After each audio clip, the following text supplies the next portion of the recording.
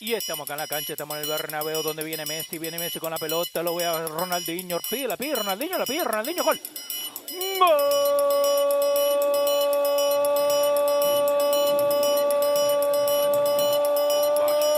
Toque de cabeça, olha chance, olha gol! Gol! Golaço! ¡Qué golazo! Oh, ladies and gentlemen, it's so good to be back. Finally, the laptop's working. Man, I'm so excited because there's a lot of football to go around. We got to talk a lot of shit, you and me, whoever's listening to this, whoever's on Facebook Live, whoever's on Instagram Live, thank you very much. Let's talk everything football, everything that's going around the world. And let's get started. Let me post this on Facebook. Okay, it's been saved.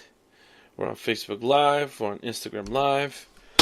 And notes is ready. Guys, ladies and gentlemen, welcome to episode 62. Can't believe I made this far, honestly. Jesus Christ, holy crap. That's a lot of episodes. And jump straight into it. Today, if you missed any football today, I'll tell you the two biggest news. Actually, three, actually. I didn't write the other third one down.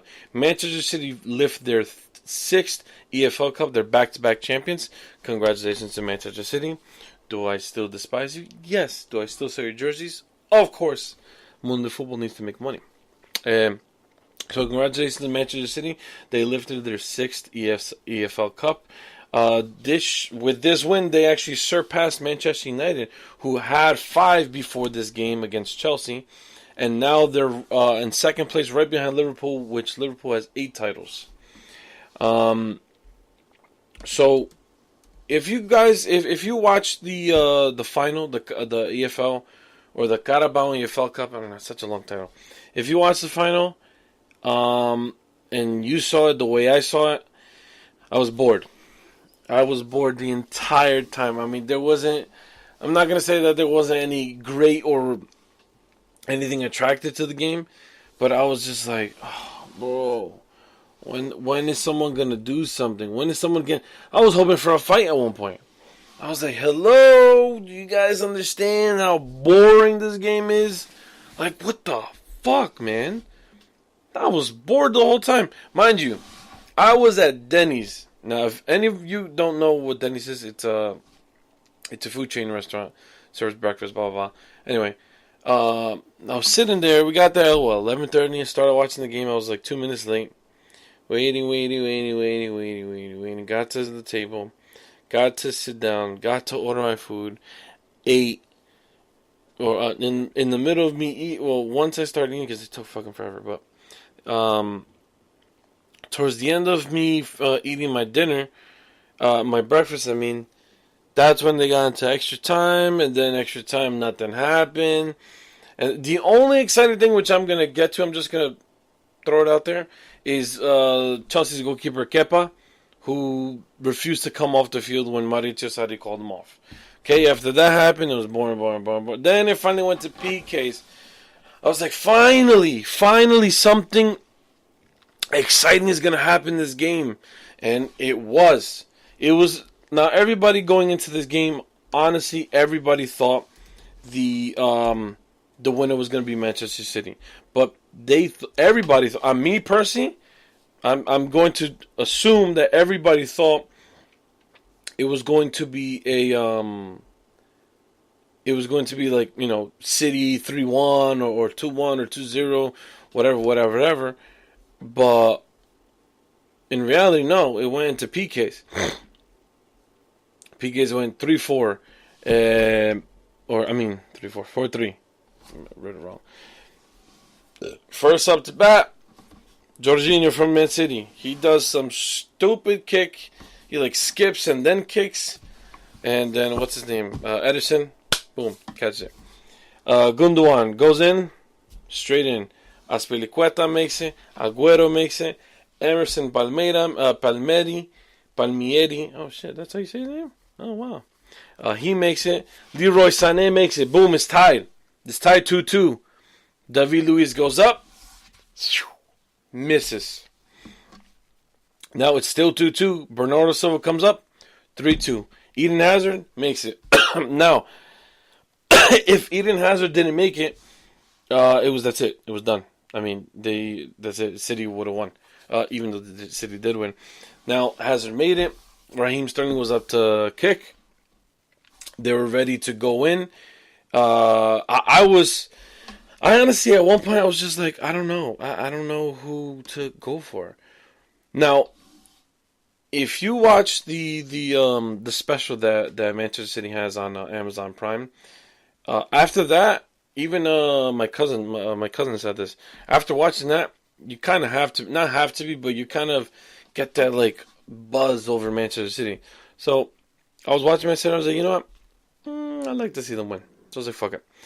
So as I'm watching Raheem Sterling, I'm like, should he make it? Should I want him to miss?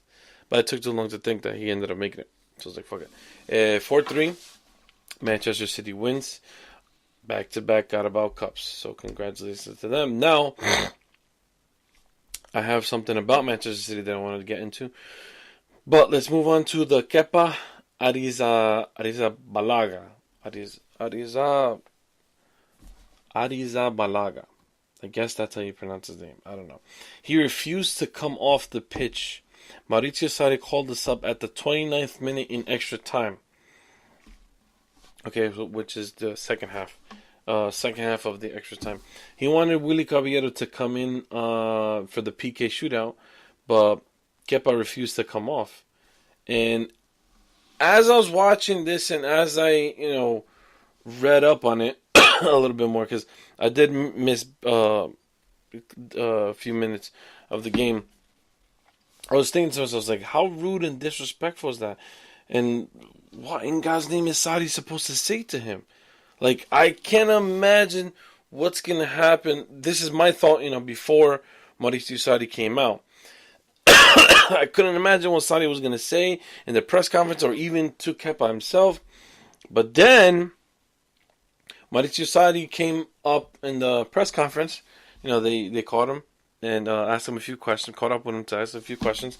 And he claims the whole thing with Kepa was a big misunderstanding. Now, I put this in air quotes because that doesn't happen so often. I don't think that's ever happened in history. From me watching the game, never seen that before. Sarri got the impression that Kepa had a cramp, so he didn't want Kepa going into the penalty shootout injured, obviously. Especially if he has a sub to spare, might as well use it, right? He wanted Caballero to go in to replace him, but in the end, Kepa was not injured, and Sarri misunderstood. So this is what Sarri said. I only realized the situation after 3 or 4 minutes when the doctor came to the bench.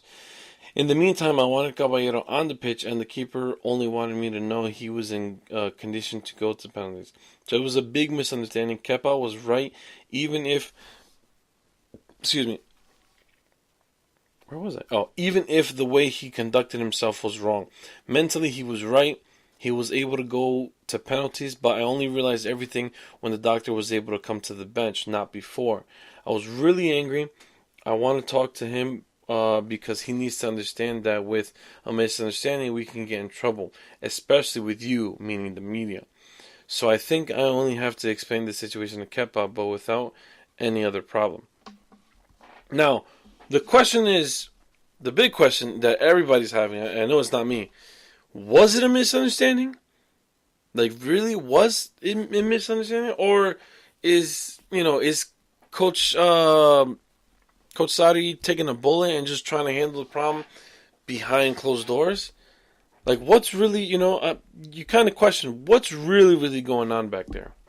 You know what I'm saying? Because it's, doesn't add up. No. You guys don't fool us.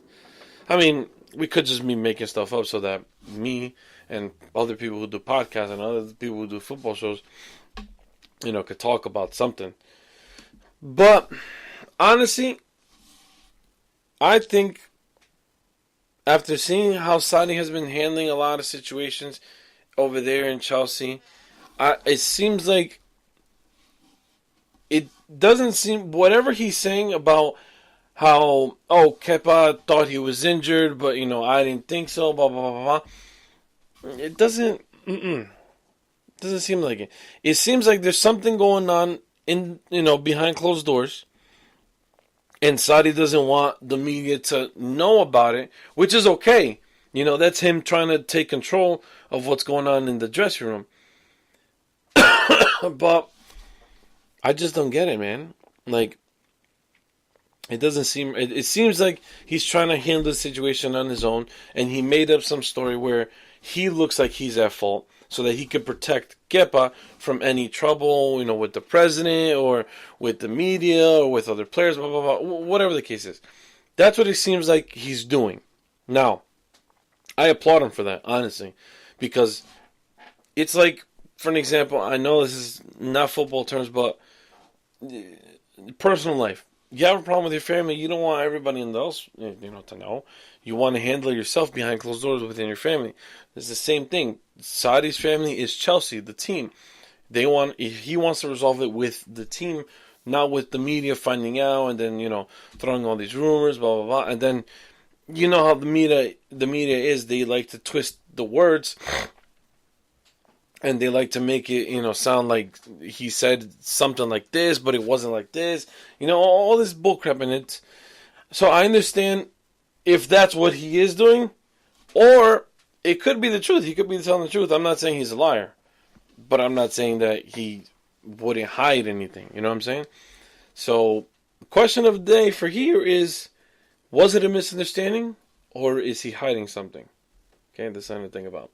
Now, with Manchester City winning this trophy, this is their first trophy so far in the 2018-2019 season. Can they lift the other 3 trophies is the question. Now, let's look up where they are in the Premier League. Obviously, everybody knows that they're in second place. And now, nobody has a game in hand. Everything is leveled. Liverpool, Man City, Tottenham, Arsenal. Everybody's leveled. Oh, except for Chelsea. Chelsea's not leveled. Oh, shit. Chelsea could... Oh, damn.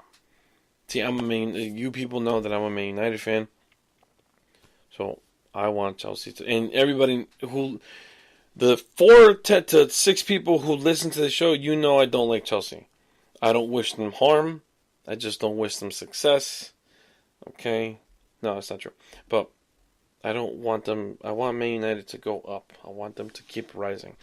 And because of their draw today, that could hurt them if Chelsea win their next game. If Chelsea wins their next game, which should be against Brighton, then that means Man United drop back to 6. Jesus Christ. After all that crap, now the memes are going to come back anyway. So Manchester City right now, they're in second place. They're only 1 point behind Liverpool. Now, their next match, Man City's next match, will be against West Ham. So every Liverpool fan is going to be cheering on West Ham. And Liverpool face Watford. Oh, the Premier League? Oh, is this Tuesday and Wednesday? That's odd because... Oh, next week is Champions League. Okay, see, I got confused there. Okay, so yeah, Manchester City, they won, their first trophy. Could it be their last? Could they, win more? I mean, everybody knows how strong Manchester City is, and it's something to think about because since Pep Guardiola has came in, Man City is a team to fear. They're not the only team to fear, but they are a team to fear, alongside Liverpool, United now, Tottenham. You guys can make all the fun you want, but Tottenham is a team that's up there. Granted, they did lose to Burnley, but Tottenham is a strong team. Arsenal is another team. Basically the top 6. I don't know why I didn't just say that. But yeah, the top 6, they're all strong, but the 2 main ones are definitely City and Liverpool. And with Pep Guardiola in charge of City, you really have to be afraid. I mean, personally, me, if I was a Chelsea fan today, I probably would have been shitting my pants. I probably would. But since I don't like either team, I don't like one more than the other, I was like, fuck it. You guys can all do whatever the way you want. But, so the Premier League, they're only a point away. If, I'm saying if Liverpool loses and Man City draws to West Ham, then the race gets even tighter than before. But if they do, if City does tie with points, City automatically goes above because the goals that they have for them, 74, where Liverpool has 59, which is, as you can see, almost nothing. Well, it's still close, but still, it's a huge mark. I mean, Liverpool would need to go destroy Watford, which is not easy because Watford they're in the top 10. Watford's in 7th. Wolves are right behind them. West Ham's in 9th. Bournemouth's in 10th. Now with the FA Cup, let's look at the FA Cup. Man City, I think it's not easy, but they're not a tough team. Man City face Swansea City. That is also this upcoming month, March 16th. Whoever wins there goes on to the semifinals. So Manchester City has a very good chance of, so far, they have a good chance of winning a treble. Now, the question is, and this is also going to be moving into my next topic, which is Champions League. Okay? Before I talk about anything Champions League, I'm going to continue with Manchester City. Now, let's look at the teams that we have left in the Champions League. There's Real Madrid, Ajax, Dortmund, Tottenham, Porto, Roma, PSG, United, City, Schalke, Juventus, Atletico Madrid, Bayern, Liverpool, Barcelona, Lyon. Now, the only couple of teams that really kind of strike fear in me that I wouldn't want to go against is PSG, Atletico, Liverpool, Bayern, City, and Barcelona. Honestly. Definitely Real Madrid, of course. I mean, even though they had that tight game against Ajax, you cannot underestimate Real Madrid, regardless. I mean, you just can't underestimate Real Madrid. So, City, they obviously have the opportunity 100% to win the treble. They have to knock out, they have to win every single game that they can in the Premier League for them to, knock Liverpool out of the way. And then FA Cup, they need to defeat Swansea City. Then, depending on who goes between Watford and Crystal Palace has been doing good, so has Watford. So that's a game to watch in the FA Cup. Wolves have also been doing very, very well. United, they held their own against Liverpool today, which was a very, very tight game. It was kind of weird, but it was a good game. But at the same time, it was weird between Man United and Liverpool, which is also always a very, very good game. Doesn't matter for what competition, it's always a great game. So United, Wolves will be, another tough game. Millwall, Brain, honestly, I have no idea. I know who they are. I don't know how they're doing.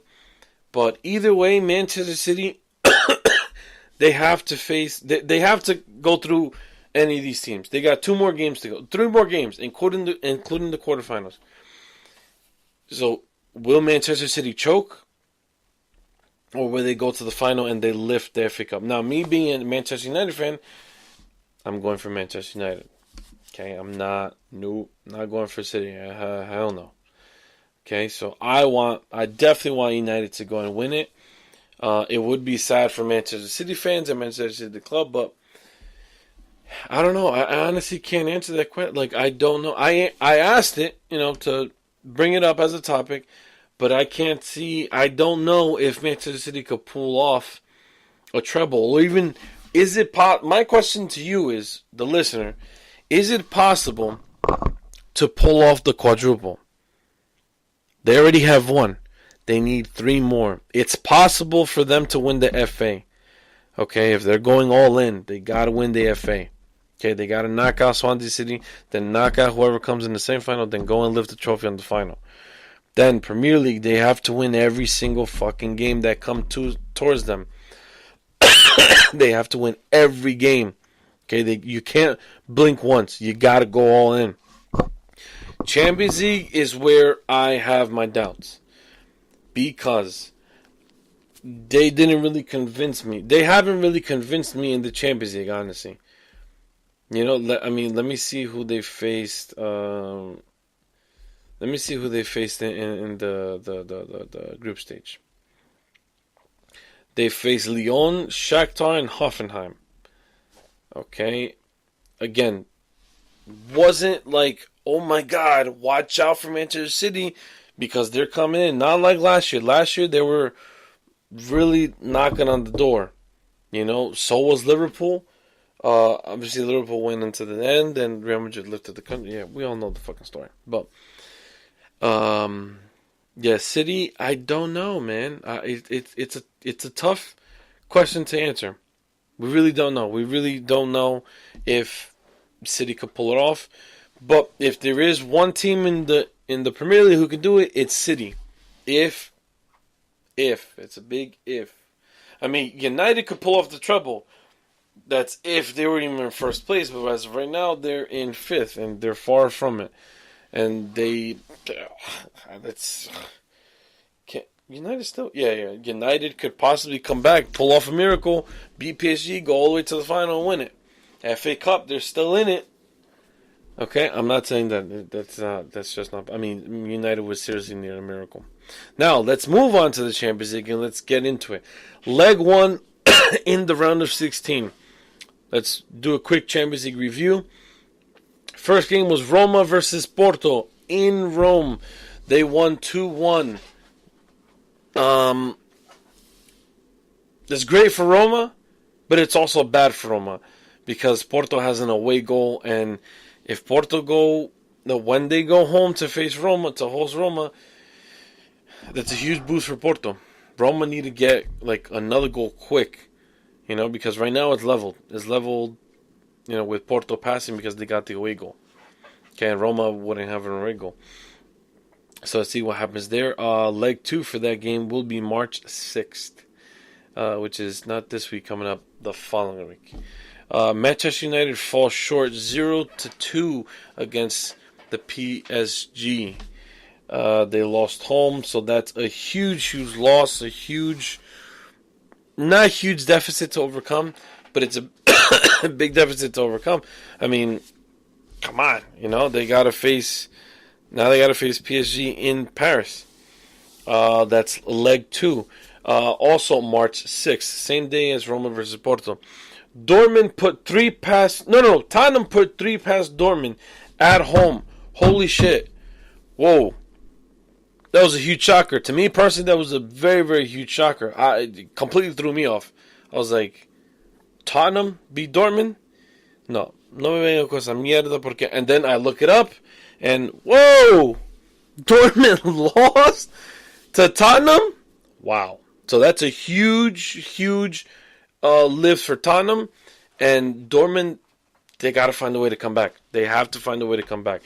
If not, done. Leg 2 for that game will be March 5th in Germany. Excuse my cough. I have this horrible cough, and it's so fucking annoying. I gotta go to the doctor. Then Ajax, they lose only narrowly, and it was a very, very close game between Ajax and Real Madrid. Ajax lost 2-1 to Real Madrid. Now they have to go to Santiago Bernabeu and try to defeat Real Madrid. But what's good about Ajax is that, no. Not what's good about Ajax. Wait, hold on. Did Ajax host? Ooh, I don't know now. Kind of confused. Yeah. So that's a huge boost for Real Madrid. They got 2 away goals. That's big for Madrid. So they already have a boost, but they still can't let Ajax score because it won't level it out. But Ajax right now, they need 2 goals. They need to go to Santiago Bernabeu and score 2 and leave Real Madrid at 0, which is almost impossible because it's Real Madrid playing at the Santiago Bernabeu, which is very hard to face. I'm talking like I know I have experience. No, I'm talking about watching it. Lyon draws 0-0 against Barcelona, which I was talking to DTG about it the other day. We had some downtime. We spoke about it, and I honestly, he was clearly saying that it's bad for Barcelona. Like it's very, very bad. All right, yeah, it is bad, but at the same time, and it's not being me being biased. It's me like just looking at it evenly. You know what I'm saying? Like I can't tell if it's good for Lyon or if it's bad for Lyon because they didn't score either. And I can't tell if it's bad for Barcelona or good for Barcelona because it was in France. So for Lyon, it's good that Barcelona didn't score an away goal.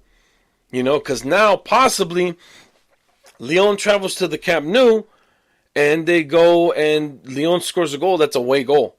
If Barcelona comes back and 1-1, Barcelona need to score another one to make it 2-1, so that they're they move on.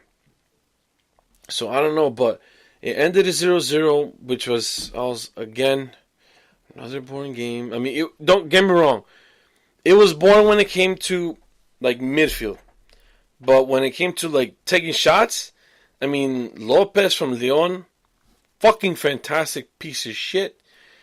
Ter Stegen, once again, a world-class asshole, man. Let me tell you something. Those two, man, it seemed like Memphis Depay wasn't there, Fekir wasn't there, Messi wasn't there, Suarez wasn't there. That's exactly what it felt like.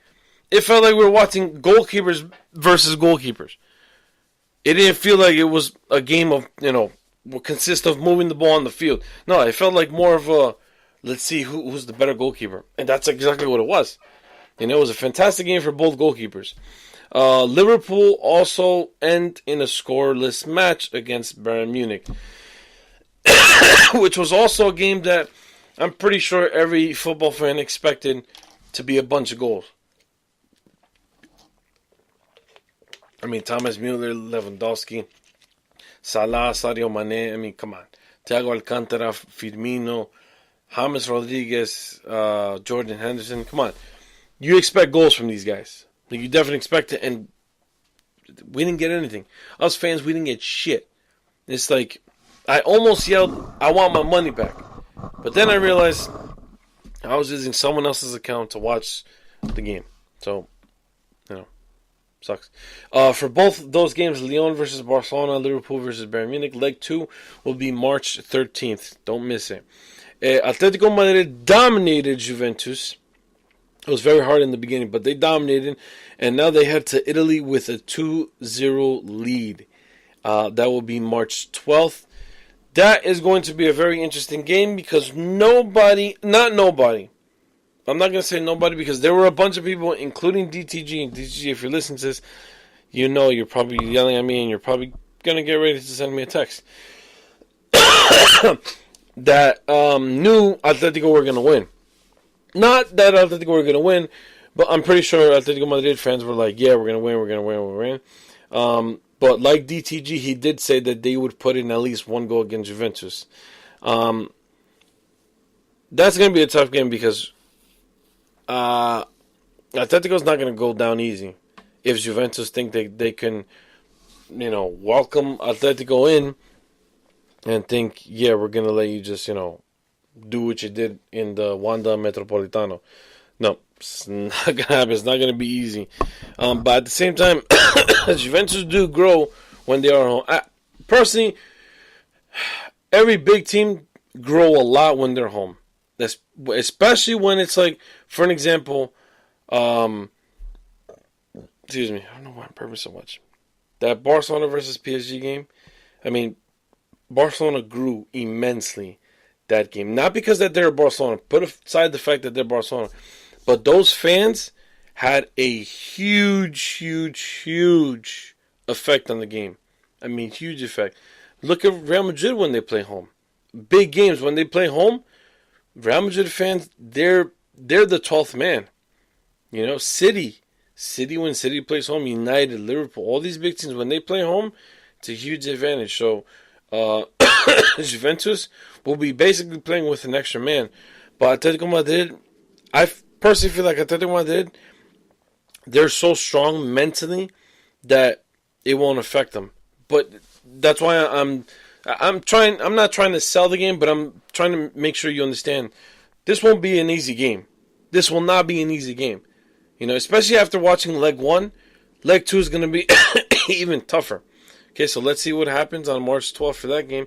The last game, Schalke, they really fought hard. They were winning 2-0, if I'm not mistaken, or 2-1. And Manchester City came back, and they scored those extra 2 goals. So City right now lead 3-2, but once again, away goals kick in. Because City have 3 away goals. 3 fucking away goals. That's a huge boost. Does anybody understand? That's a huge fucking boost for them. I mean, if Man City go to the Etihad, when City go to the Etihad and they host Schalke, and City puts in like 2 goals, done. Done, because if they do, it's 5-2. You know, and City's not going to, again, when you play home, you grow. City, right here, this team right here, let me see on Facebook. This team right here, they'll grow. They'll grow 10 times. They already learned their mistake from leg 1, especially Pep Guardiola. That guy's a fucking genius. He already knows what to do, and he'll be studying Schalke. So, them going to City, this result will not happen again. I promise you that. It will not happen again. So that is the Champions League review for round of 16. Now let's review the Europa League. But before I get into that, if you have listened to this far, thank you very, very much. I don't know why you're listening to me ramble. But guys, do not forget, you guys can listen to us on Apple Podcasts, Google Play, SoundCloud. Thank you very much, SoundCloud. That's exactly where we are. LosRadio.com. I'm uploading all the episodes on there now. iHeartRadio, Spreaker, and we just got onto Spotify about a week or 2 ago, right? Yeah, I think so. Yeah, something like that. So you can listen to us on, 7 different places. You cannot miss us. Tell your football friends and your football family and your fake football friends to listen in and, give us a boost. And don't forget, we have a WhatsApp chat. I'll send in stuff different, times of the day, and then, we'll get to talk about whatever. I created that so that we can interact a little bit more for the people who are a little bit more shy, who won't listen, and so that we could get more content onto the show, and we could talk about what you really want to talk about. So Europa League, March 7th will be, wait, what? I don't get that. Oh, yeah, there we go. March 7th will be leg 1 of the round of 16. Now, it's Frankfurt versus Inter Milan. Great game. Okay, it's going to be a very, very great game. I won't say that Inter Milan will have the bigger hand. Nope. Frankfurt has been doing fantastic. Next is Sevilla versus Slavia Praha. Personally, I think Sevilla. I don't know who. I've heard of Slavia, but I haven't seen them play, so I can't tell you. Sevilla is doing a great job, despite the fact that they lost not badly. They just lost to Barcelona. Well, not even Barcelona, to Messi. Zenit St. Petersburg versus Villarreal. Stade Rennes versus Arsenal. I think Arsenal will definitely have the upper hand. Dynamo Zagreb versus Benfica. Benfica definitely, personally, I think, upper hand. Valencia versus Krasnodar. Krasnodar has always been a headache in Europa Leagues. But once you get to the later stages, they kind of, the bigger teams come and just go, get the hell out of the way. Napoli versus Red Bull Salzburg. Very good game. Napoli will, personally, I think Napoli is really hungry. They're very, very hungry. They're very upset that they got knocked out of the Champions League. And I think that was a wake-up call, which you shouldn't wake up when you get eliminated. But even though I think Napoli is going all in. And then Chelsea versus Dynamo Kiev. I think Chelsea can. Yeah, you know, I'm gonna take that back. And say it's gonna be a good game. Put it that way, because with the way Chelsea has been playing lately, who knows? Dynamo can knock them out of the Europa League. Who knows? Honestly, guys, don't forget we are doing a jersey giveaway. You can follow us on any of one of our Instagram pages. I posted on the Facebook page, on the story, and as a post. All you have to do is follow the instructions. You got to like the post. You got to follow the pages that are in the caption. And then on March 3rd, on this show, Golazo Football Podcast, I will announce the winner. And then I will send you a DM letting you know you are the winner. And then you will win the free jersey. You can pick any jersey you want. Any of these bad boys if you want. Or if I don't have them here hanging, we'll get you that jersey. So like I was talking about Sevilla losing to Barcelona the other day, or Sevilla losing to Messi. Sevilla was winning 2-1 if I'm not mistaken. No, 2-0. Right? You know what? Let me look it up because I don't want to be wrong. I'm pretty sure it was 2-0. Sevilla versus Barcelona. Yes. Yes, I know they won 4-2. Okay, so yeah, it was Sevilla who scored first. Jesus Navas. Messi comes back, equalizes. Then Gabriel Mercado, right before halftime, comes in. And it's 2-1, Sevilla's leading. Then out of nowhere, Messi shows up.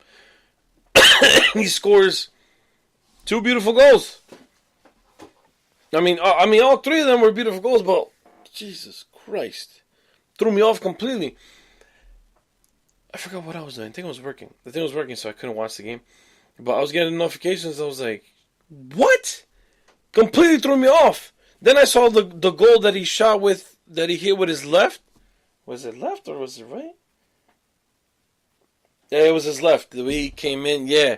And he shot it kind of like Zidane. Zidane hit it outside the box. Messi hit it inside. Bro, beautiful fucking goal. Lady, beautiful fucking goal. I mean, if you love football the way I love football, and whoever listens to this, you gotta look it up. Go look up the highlights between Sevilla versus Barcelona, and look at Leo's goals. It was amazing.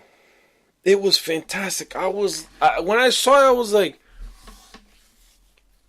wow, I didn't know you could fucking do that. This tiny little fucker could do that shit. How? Beautiful goal. And then the chip was kind of, not really. I was going to compare it to the one against Bayern Munich a few years ago, but no, that wasn't it. But it was a very good chip. Man, I just saw it this morning. Anyway, you got to look it up. And he scored a hat-trick yesterday. Guess what? That was his 50th hat-trick in his career. He has 44 with Barcelona and 6 with Argentina. And while he was, making another record, Mbappe scored his 51st goal in League One. 88 appearances. He broke the record for being now the youngest. It's 20 years, 2 months, and 3 days is the new record that he broke. Before it was 21 years and a couple months and a couple days. I have no idea. So congratulations to Mbappe and congratulations to Messi for just, breaking another fucking record. I mean, that's what these fuckers do. They don't fucking get tired of it. And Mbappe, sooner or later, I don't know, just pretty soon, it's all going to be about Mbappe now. It's not going to be about Messi or Ronaldo anymore. Their names are kind of going. I saw a meme the other day where it was like, it's sad to see your idols go down or something like that, but then you have the kid, the golden kid or the golden boy shining. And it's Mbappe, and it's true that Messi didn't score against Lyon, Juventus didn't score against Atletico, But Mbappe shined against United, and he continued to shine against PSG the other day. For PSG the other day in League One. I think it was today where he scored the 51st goal. Or if not, it was yesterday. I don't remember. Piqué hits out at Solari, head coach of Real Madrid, complaining about how Real Madrid will get one less day of rest ahead of their next fixture against Barcelona. Piqué hits out, telling him, the last time they had an extra day's rest, we beat them 5-1. And once again, Piqué is out there, just jabbing at Real Madrid like he always does. I mean, the guy has nothing better to do but just, make fun and poke fun at Real Madrid. I mean, that's exactly what the guy does best. That's exactly what he's best at doing. It's just making fun of making fun of Real Madrid. To end, Morata ends his goal drought. Finally. My God. That even he said that. And when they came up to ask him how he felt.